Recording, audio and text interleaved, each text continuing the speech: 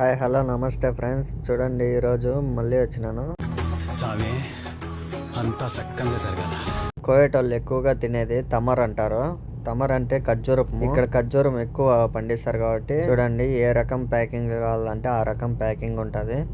చిన్నది కావాలంటే చిన్నది, పెద్దది కావాలంటే పెద్దది. వీళ్ళు గవ్వ తాగేటప్పుడు ఇవంతా అది చేదుగా ఉంటది కాబట్టి అది తాగుతా ఇవి తింటారు. ఇవి చూడండి గవ్వగాంచేటివి ఇవి.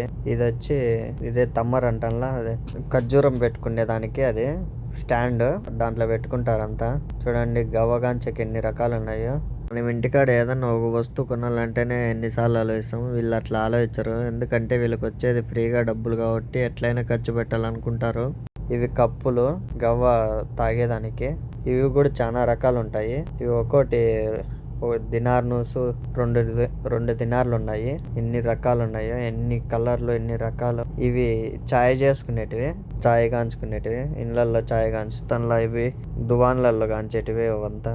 నేను వచ్చిండే పని ఏందో, నేను చేసే పని ఏందో మా మేడం పంపించి చాలా సేపు అయింది, కానీ నేను ఇక్కడ వీడియోలు తీసుకుంటాను. ఇవి చూడండి, నేను తీసుకున్న సామాన్లు వచ్చి 2 వస్తువులే, కానీ నేను ఆ వీడియోలు తీసింది చాలా సేపు పట్టింది. చూడండి దినారు 810 ఫిల్స్ అయింది. లైక్ కొట్టి సబ్స్క్రైబ్ చేయండి ఫ్రెండ్స్.